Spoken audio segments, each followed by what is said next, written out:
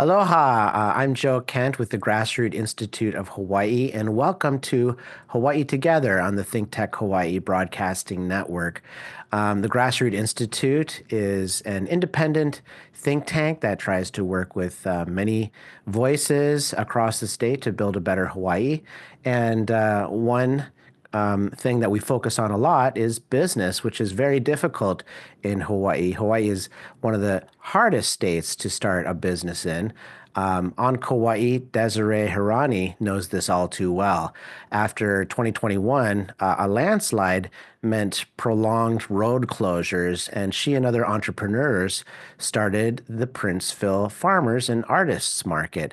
Now, it met every Saturday at the Prince Albert Park, but a zoning complaint to the county shut it down recently, and Desiree and others are fighting to bring it back. But I'll let her tell her story. She's joining us here. Aloha, Desiree. Aloha, thank you for having me. Thanks so much for joining us. So let's start at the beginning, though. I know there's a lot to talk about with the policy, but I want to hear more about your background and your business. So, in my previous life, I was raised on Oahu, and I had a professional employer organization, a PEO, which is like pro service, I believe, and Altruist, like those two businesses that are still there. And my primary focus was on small businesses, 1 to 10 employees. So I'm very familiar with small business and the challenges that we all face. Um, Now, fast forward to today, like you said, in 2021, we had the landslide that cut off access to the North Shore beyond Honolulu. So I was already hosting an event called the Princeville Artist and Flea Market. And many of the farmers had come to me and asked me to host them and do a Saturday market for them because they were displaced and they really, farmers, I'm a farmer's daughter. Your crops don't wait for you, right? I finally had decided to help them out. And then it turned out to be a really successful market for all of us involved, including myself. And so we made the decision to go ahead and keep that market going. So it was operating all the way up until the first week of January this year. And how many businesses participated in that market or on average? I have a cap that they've given to me, the association. So I maxed out that cap at 50 locally owned small businesses. Okay. And you also run a small business there too. Is that right? I do. My business is Bloom and Prosper. And what I do is a mix of home goods and apparel vintage, but I specialize in vintage Hawaiian. And I also repurpose and upcycle clothing from vintage Hawaiian pieces. Okay. So just to set the stage, this is Kauai, Princeville, and you've got all these different layers. You've got the HOA, the sort of homeowners association, where the park and the this business activity lies. Then you've got the zoning, which is, I guess, a county zoning. Mhm. Is it in open space? Bird, it's an open space. Okay, so when it was discovered, what happened? Well, if I just take you back a little bit Yeah. before that, we had one individual who was trying to doing everything he could to shut us down. So from being the grass becoming ugly to little traffic, I'm just really like world problems kind of Hmm. complaints. Hmm. But he did bring up last year that maybe we're not in the correct zoning and that we needed to get a permit. And at the board meeting, they kind of had I think they sought legal counsel after that, and it was thought that because Princeville is private property and the park is owned by the association, that the park was private property. So we did not need permitting from the county. And then we did find out because this person persisted with complaints that there is a zoning violation, that this one park out of all of Princeville is governed under the county of Kauai. And so the zoning code, as I understand it, for the open designation, allows certain activities and disallows other activities. One of those would be, I guess, business activities that are disallowed. And, it's even difficult to find a process by which the county could approve that. Is that correct? Yes, it was, everyone was kind of like, what's going on? We didn't know.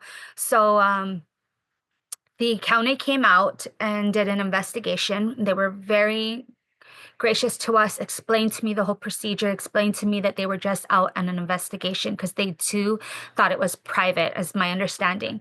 Um, we come to find out that the law says that there can be no commercial activity. So commercial activity meaning no exchange of money.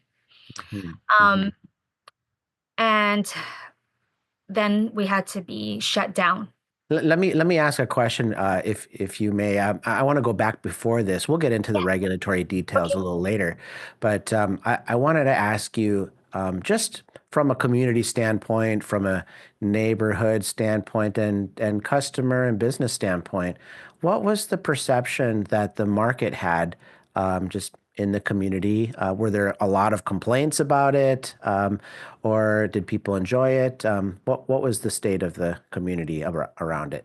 I would say the vast majority appreciated it, loved it. It is the only event that takes place in this zip code of Princeville, that actually you will see local people, actual true local people, Kanakas. It was a place that brought people together, cultural, arts, food, you name it. And many residents did participate and enjoyed it as well. The complaints were very minor, very, very minor, probably less than a dozen. I would say, safe to say, before this happened, even less than five. Um, there was issues with some traffic issues, and that really was because Princeville is so strict with parking. If you're in the wrong area, it's $150 fine. It's just um, the HOA keeps everything nice and aesthetically looking good. Was there parking there available at the location? We used to have an excess parking across the street for with the library. There is the state library there, and recently they went under renovation, so they had to block off all the parking. So we lost a huge chunk there. We are allotted parking on the road, on Kahaku Road, which is the main road, and also the opposite road. It's weird, really weird. There's Princeville 1 on the side where the park is, and then there's Princeville 2 on the opposite side. So they're both owned by different entities. I see.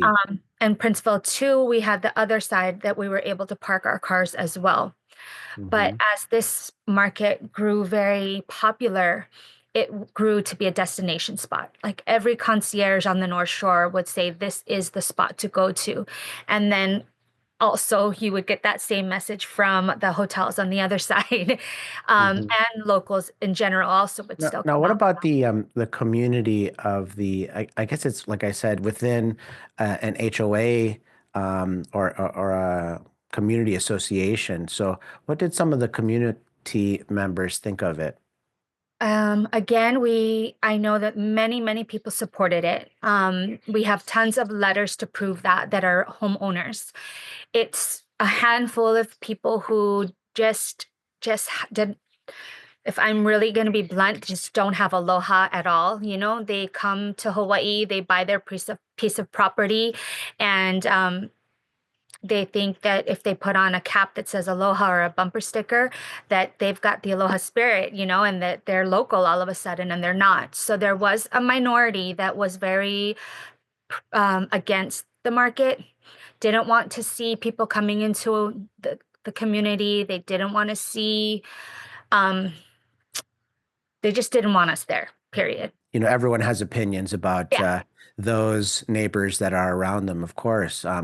But from what I understand, the private lands where this lies were nonetheless underneath this zoning designation of open space that disallows, um, commercial activity. And so the only way to solve that would be to have some kind of a bill to change what's allowed in the zoning designation. Is that right?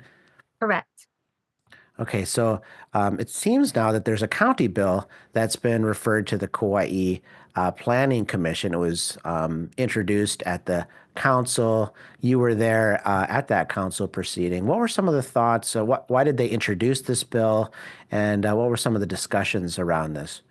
So, what this shutdown, this targeted shutdown did was kind of open up a can of worms per se, and it really opened a can of worms that not only Princeville could get shut down, but there are several markets that are not operating apparently under the correct zoning. And these are Mhm. markets that have been going on even before our market. So years and years. If they're not in the proper zoning, then they too could be shut down if there is a complaint. And again, the county did mention they're not going out there to police people. And we don't want to point fingers either, because we don't want that to happen to any of our locals for their market to get shut down. But basically, you have to uphold the law evenly, right? And there are several that are just not operating with the correct permits. So when we went, through social media, we gained a lot of traction. If you might have seen that, I mean, tens of thousands of people, following this now. And On social media, are they generally supportive of the effort also, to allow? Yeah. yes, I would say 95% is supportive. The 5% that I have seen myself comments are really just misinformation, a lot of misinformation. So why are people supportive? Because I mean it's the right thing to do. Markets like this exist now all around the world. I have shared that. I travel.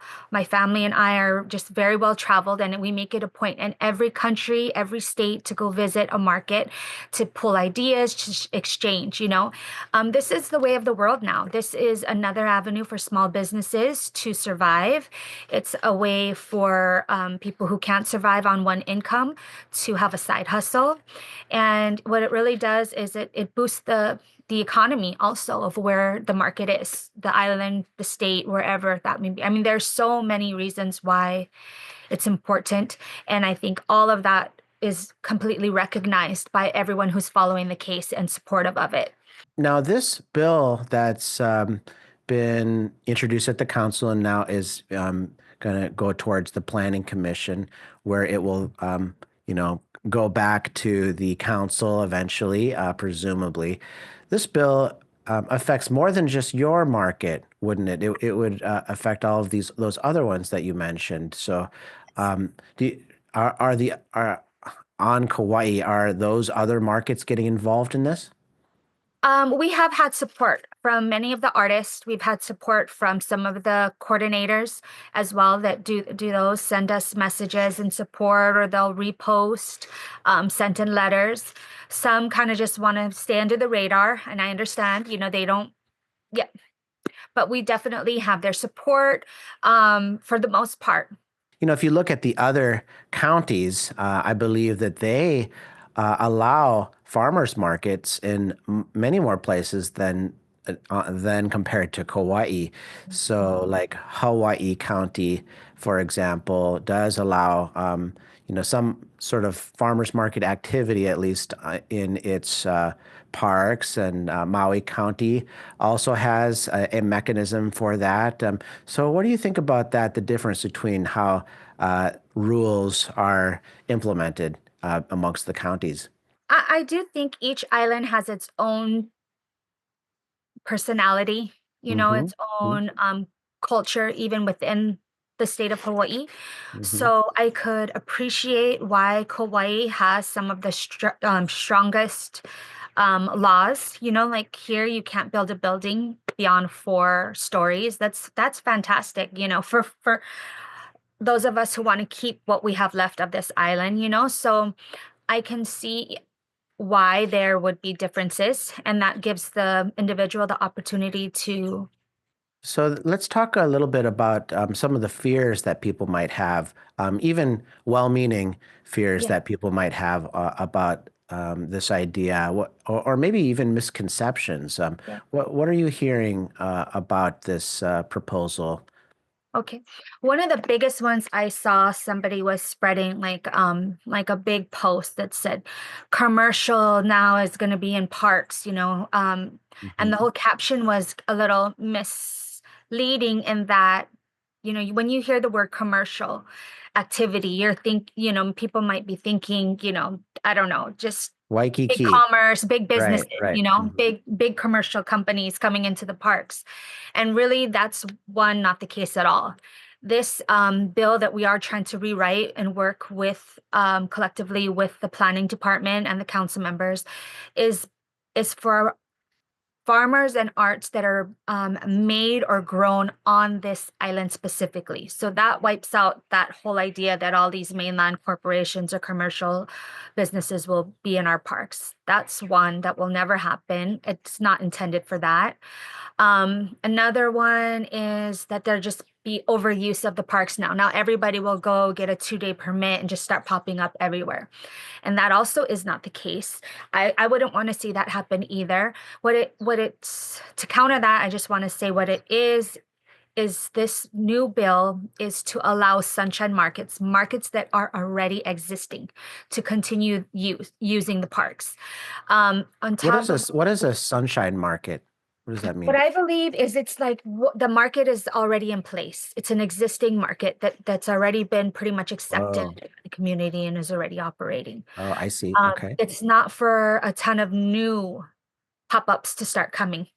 But however, if you wanted to throw something, like a 1 year, I know we have a Wahine Maid Festival. What if they had made a Kane Maid Festival?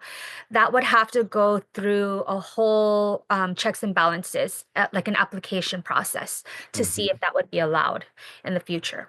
So Um, even with this bill, you're mhm. saying if there is some allowance made, there are all these approvals that are still needed and checks and balances in the process so that you can't just bulldoze and build Waikiki or something. Right. And That was one of the comments that one of the council members was kind of putting out there, but we put a stop to that. Is like, oh, we're going to become Mexico and Bali, no, that's really not the case. so what are the next steps for the bill right now? And um, what do you hope happens with it? Okay, so the first initial draft was the bill 2942, and that was just really it's very open, but it was to get the discussion going. Now we have the month of February where we're really trying to meet with all of the right departments to make sure that we write a bill that is beneficial to the community members, homeowners, residents within the areas of these parks, and also a win-win for the local artisans and farmers. So that will have a lot of discussion and debate back and forth. I'll be meeting with the planning department, again, with the director and the mayor's office. I'll be working with the Princeville Association um, closely so that this can be definitely, beneficial. It'll be beneficial and it's a win-win for everybody. Are there fairs allowed as well, or is this, if somebody has a one-time fair, um, let's say a county fair or something, would that be allowed under this? A county fair, um, I think that would just have to be based on what the planning department makes their new Oh, application. okay, that's Yeah. basically up to the planning department. There Hmm. are existing one-offs right now that would be in jeopardy right now for the Princeville area.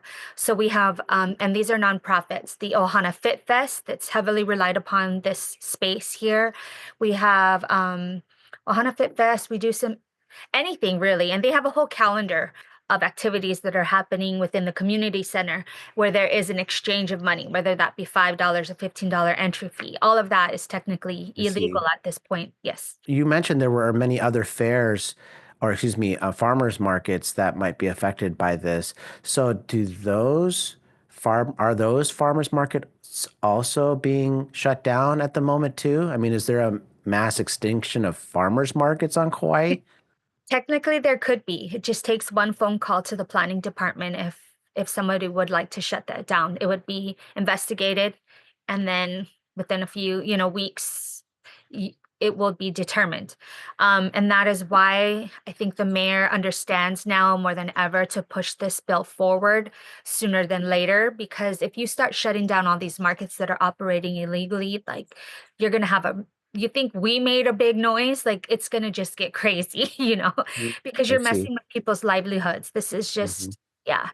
Um, I hope that they don't get shut down, but if you follow the law, I mean that, the law is the law and they'll have to do exactly what they did to us. I was watching the Kauai County Council hearing recently on this, and it was interesting to hear I might have been the planning official that was commenting on this, and a lot of the bureaucrats seemed to not be so apt to want to crack down on this, but kind of had to because a complaint was made. I mean, I'm sure they've got other things to do Yeah. than shut down farmers markets, right? This is actually one of those issues that comes up and like it's a no-brainer across the board, except maybe, like I said, a handful or two handfuls of people. Hmm. It's something that's already been allowed, even though maybe they've been able to maybe look the other way or something because everyone sees the benefits. Most everyone sees the benefits of these markets. Hmm. Um, Now it's just a matter of instead of like you said, go wasting resources to go and evaluate all these markets. Let's just cover them under one umbrella. Because Hmm. Princeville, we are in conjunction with what the county is doing is we're doing our own bill just in case, so I we're see. Okay. Oh, you yeah, you folks are making your own bill for this. There's correct. multiple bills to address this issue. I Yes. see. But our bill takes longer. So when Mhm. the county, since they've made this a priority because there's such an outpour of support, their law will just override ours and automatically include open space. At the end of the day, what do you hope happens with this, and what do you hope it will do for people who live on Kauai and live and work and try to find jobs and also shop there too? At the end of the day, what I see happening is that our council members and our mayor listen to the people who matter, the people in the community who have voted them in, that they're listening to us, and that I see them passing a bill very soon. I see this going up already in the next month of March, that we're going to be having another meeting and we're going to be on the agenda. And sooner than later, everything will be Pono, everything will be Mhm. in writing and legal, and we can all get back to, making our living. Kauai is extremely hard to live on.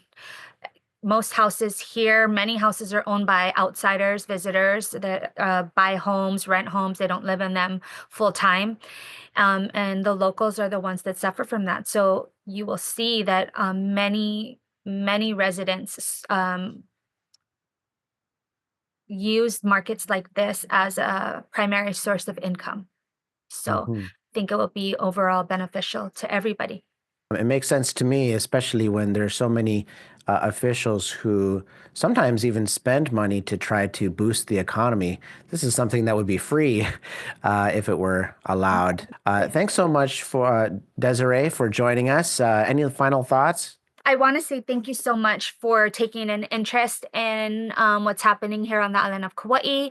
Thank you for spreading this information. If anyone wants more information, they can go on our website, which is Princeville Farmers and Artists Market. No, take out the market, Princeville Farmers and Artists.com. And my contact information is very easy to find. If you want to reach out to me directly and help us out, you may. That would be wonderful. Desirea Hirani, owner of Bloom and Prosper. And thanks so much for joining us today and explaining the issue. Thank you so much. Aloha. Thanks. Aloha.